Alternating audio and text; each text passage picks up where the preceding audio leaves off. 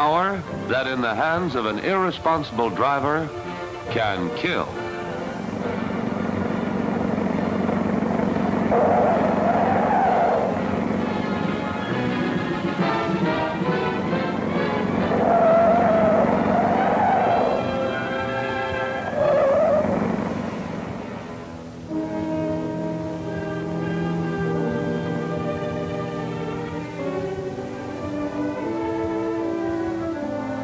Power that, on the other hand, can be of great service when controlled by those who are careful and considerate.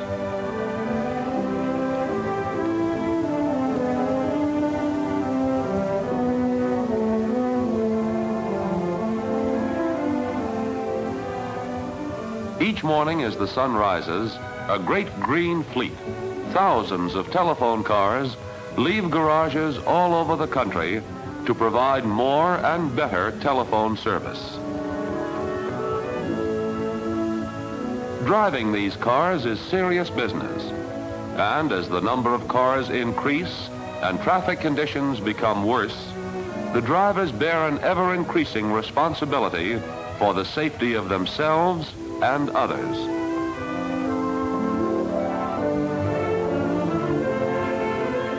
Today, throughout the country, 90 people will lose their lives in automobile accidents. Will they be anyone you know? While you are looking at this picture, 1 will die and 3 will be crippled for life. It happened yesterday too, and the day before. It will happen tomorrow, the next day, and the next. Why? Oh, they give lots of reasons. One says, I had the right of way. Another, he went through a red light. Or, he didn't signal. That's what they say, but actually, they didn't see. They didn't hear. They didn't think. It's human failures, not mechanical failures, that cause most accidents. A vehicle is designed for your safety and convenience. With regular inspection and proper maintenance, it's ready to take you safely wherever you wish under all kinds of weather and highway conditions. But don't forget the most important factor of all, the driver behind the wheel. For it's the driver who determines whether accidents have to happen.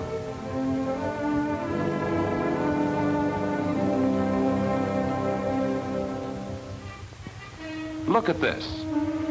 Do things like this have to happen? Let's see where and how most of our accidents occur. At intersections.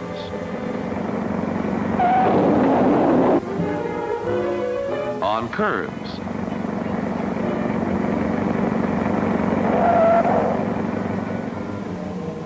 By bumper chasing.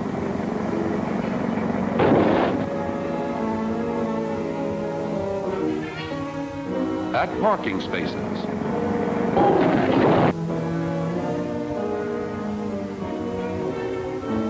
And here's another common occurrence. When Joe left his truck, there was nothing behind it.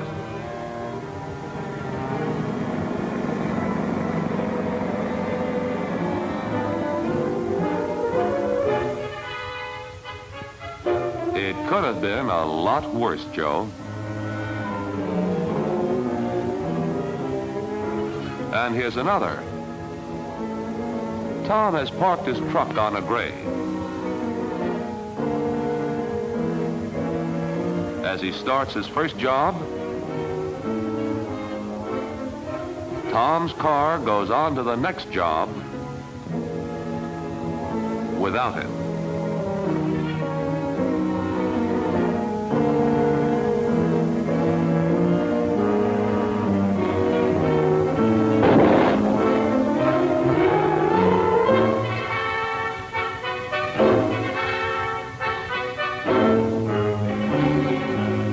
These are the accident traps waiting for you.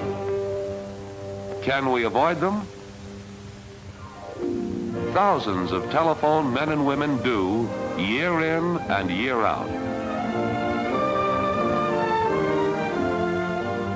They are the safe drivers, the men who respect the lives and the property of others.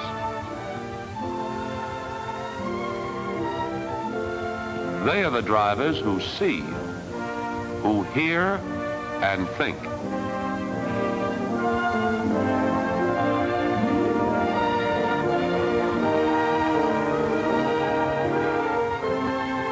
They know their car and report faulty conditions for repair, a responsibility of every driver.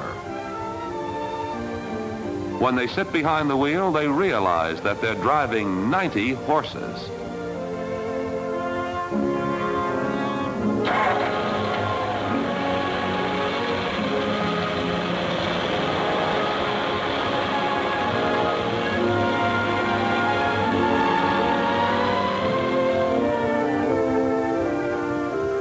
You have seen a fellow take good care of a dollar screwdriver or other small tool,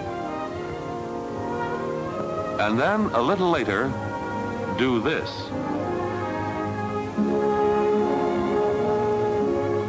Safe drivers have a sense of values.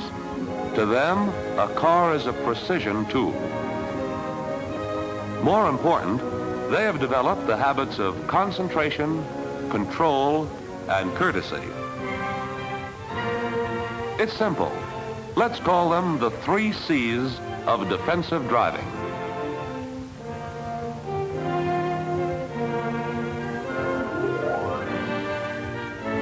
Here is Bob Clark. Through his eyes, let's see what we mean by concentration.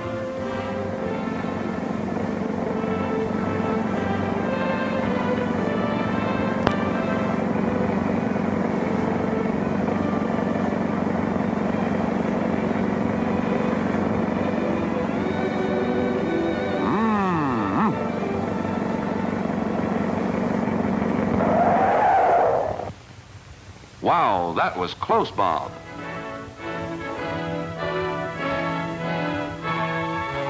It's moments like that when accidents happen. Concentration means excluding everything but driving from our minds.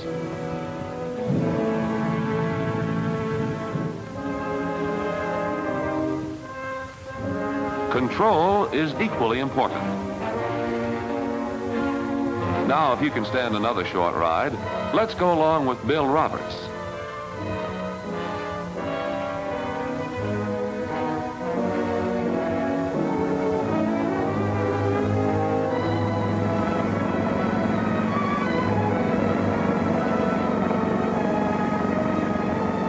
Bill, I see you're in the 20-mile zone.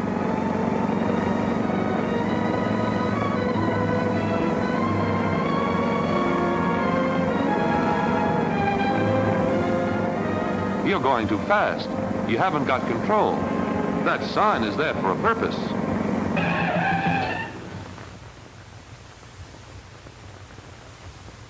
Bill, you may not be as lucky the next time.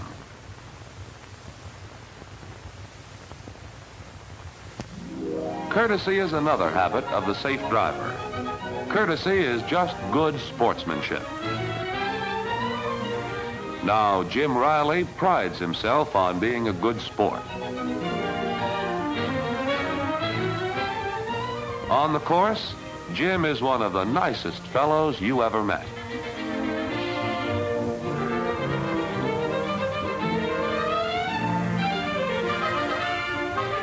He doesn't think twice about letting the other fellows through.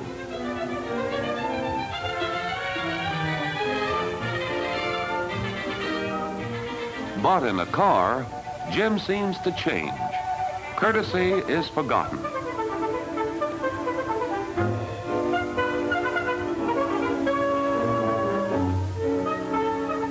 Now, don't be impatient, Jim. Don't try to drive around them.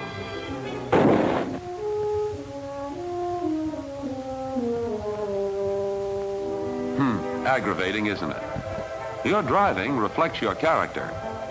And Jim, if you had a habit of being courteous.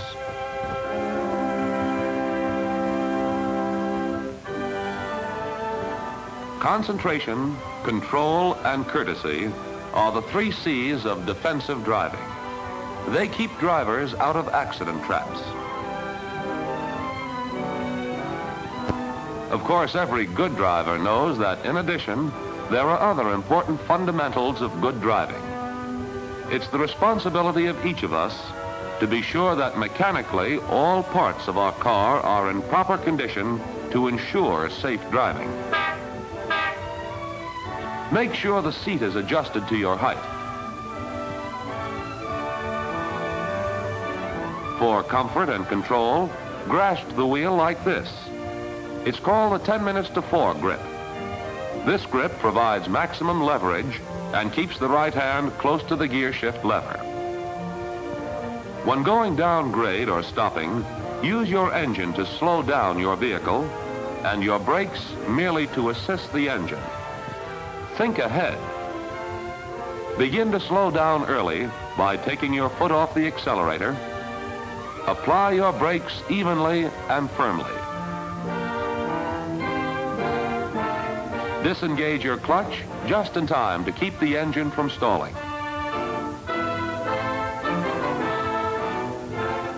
The parking brake is not intended for use in stopping or to slow down except in an emergency. It is designed to hold the vehicle when it's not moving. These fundamentals, plus the 3 C's, are the tools that safe drivers use at all times, and particularly in locations where accidents are most likely to happen. Here is an example of defensive driving. This driver is approaching an intersection. He concentrates on his car, the car ahead, the car behind, and the car that's probably around the corner. He uses control, signals, and slows down enough to allow time to look left, right, and left again. Whether the signal is with him or against him, he's courteous. Rights of way are meaningless if the other driver doesn't stop.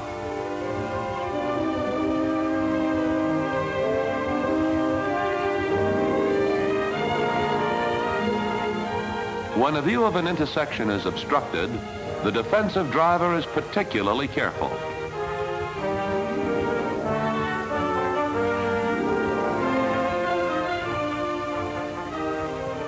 It is the driver's responsibility to get through intersections safely.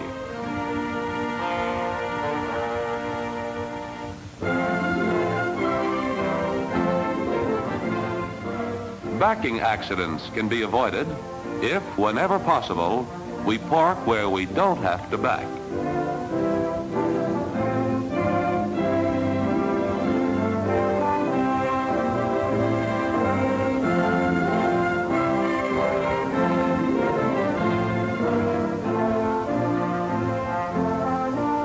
When backing into traffic, apply the 3 C's and prevent an accident. Back up slowly. Be ready to stop instantly.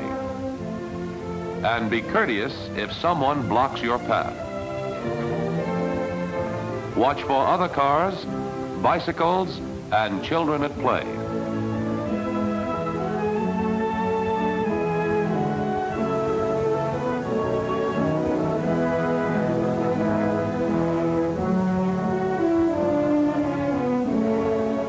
When parking at a curb, make sure there's enough space. Parallel the car ahead. Give the proper hand signal. Make sure the path is clear and back slowly, cutting your wheels. Watch those fenders and bumpers. When you've backed about half the length of your car, straighten your wheels. Turn them in the opposite direction as you move into the parking space.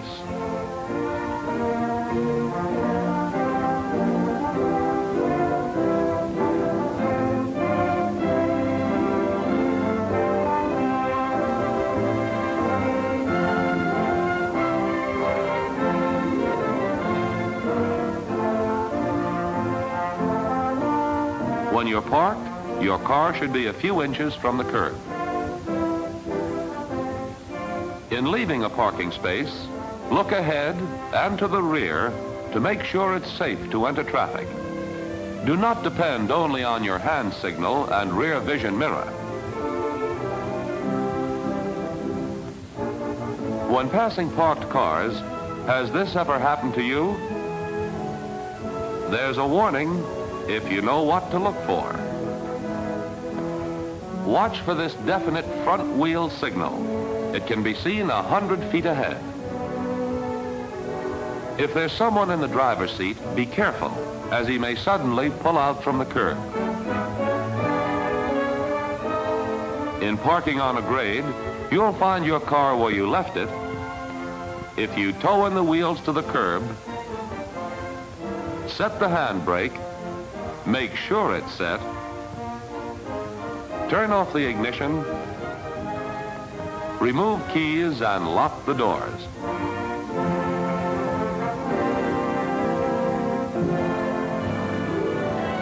In alleys, you will find a combination of many driving hazards.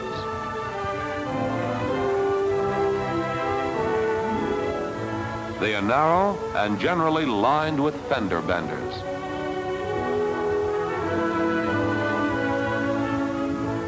Remember these words, blind alley, every time you drive in or drive out of one.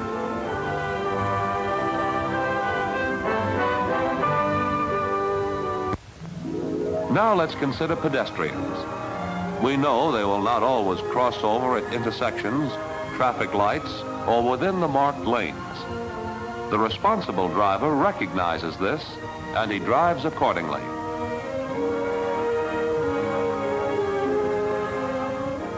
When following traffic, be ready for emergency stops. Allow a full car length distance between your car and the car ahead for each 10 miles of speed.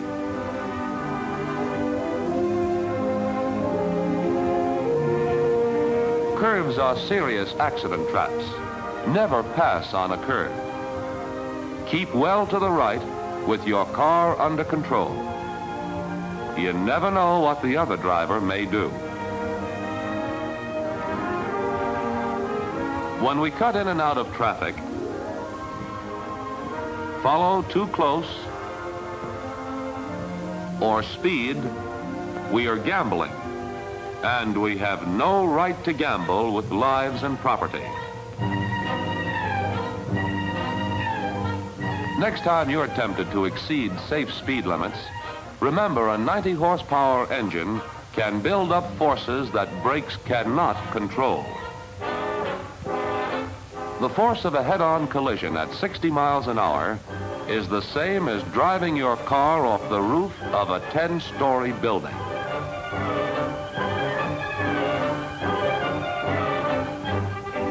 Would you do this?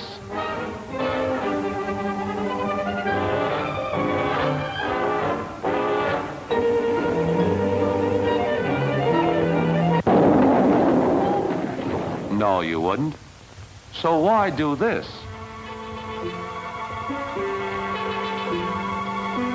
These cars might just as well have been driven off a 10-story building.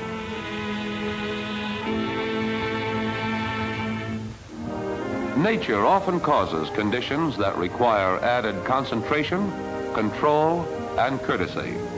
Winter driving calls for all defensive driving techniques. A snow-covered countryside can be beautiful, but to the safe driver, it spells danger. Clear vision is of first importance. This windshield is an accident maker.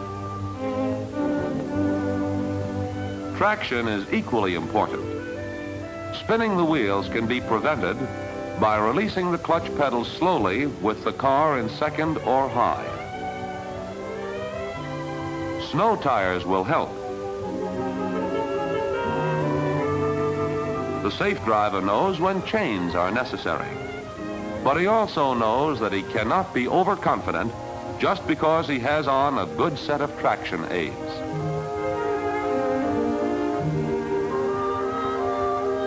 We can only operate safely by driving at a speed consistent with road conditions. Slow down when passing on a narrow road.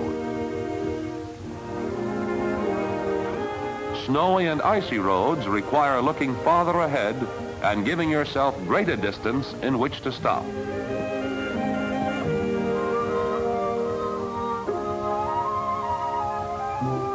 This means to approach intersections at greatly reduced speed.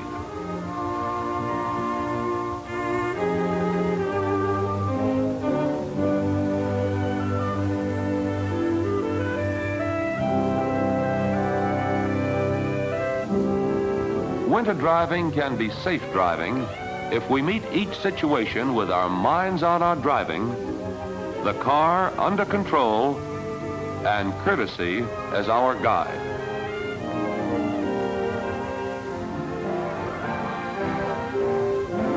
For all kinds of driving, the 3 C's will help us to cope with the unpredictable acts of others. Concentration, keeping our mind on what we're doing. Control, driving the car instead of the car driving us. Courtesy, giving freely the right of way regardless of conditions.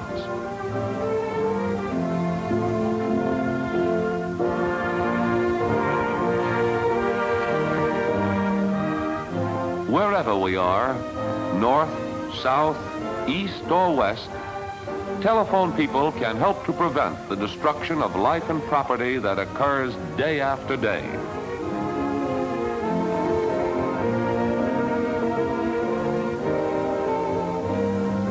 Wherever we travel, perform a courteous deed.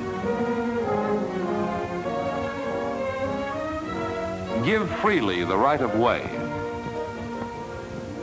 or give aid in an emergency. It will be convincing proof that to telephone men and women, giving service is more than putting in instruments or answering calls. This is our safety creed. It's the creed of the defensive driver.